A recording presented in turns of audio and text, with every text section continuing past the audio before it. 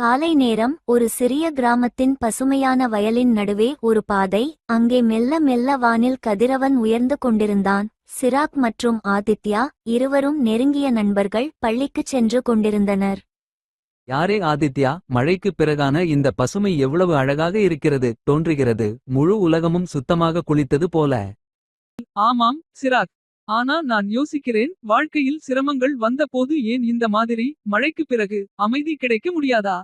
நீ இப்படி ஏன் ரொம்ப பீலிங்ஸ்ல இருக்கே? ஏதாவது நடந்துச்சா? இருவரும் நடப்பதை நிறுத்துகிறார்கள். ஆதித்யா நிலத்தை நோக்கி பார்க்கிறான்.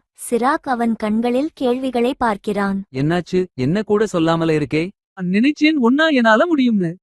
ஆனா நேற்று உணர்ந்தேன் சில விஷயங்கள் ஒன்னா செய்ய முடியாதுன்னு. அப்போ என்ன தோணுச்சு தெரியுமா? நீயே என் கூட இருந்தா நல்லா இருந்திருக்கும். யார் அவங்க? நீ என்கிட்ட சொல்லல. நான் இருந்தா நேர்லே நிற்கிறேன். சிராக் ஆதித்யாவின் தோளில் கையை வைத்து புன்னகையுடன் பேசுகிறான். சிராக், கவனத்துடன். நிஜமான நண்பர்கள் அப்படியே இருக்கணும். கஷ்டம் வரும்போது கூட நிற்கணும். உனக்கு ஏதாவது நடந்தாலும் எனக்கு தெரியாம இருந்தா அது எப்படிட்டா? வா, அவ பசங்கட கணக்கு பார்க்கணும். ஆதித்யா கொஞ்சம் தயக்குகிறான். ஆனால் சிராக் கொடுக்கும் உறுதியால் அவனுக்கு வலிமை வருகிறது. இருவரும் மீண்டும் பாதையில் முன்னேறுகிறார்கள்.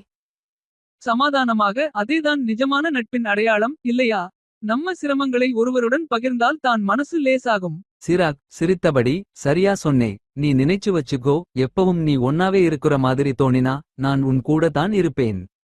இருவரும் ஒருவரை ஒருவர் பார்த்து சிரிக்கிறார்கள். அவர்கள் பள்ளிக்கு பயணம் செய்ய அவர்களுடைய நட்பு எந்த சிரமத்தையும் எதிர்கொள்ளும் என்ற நம்பிக்கையுடன் செல்கின்றனர்.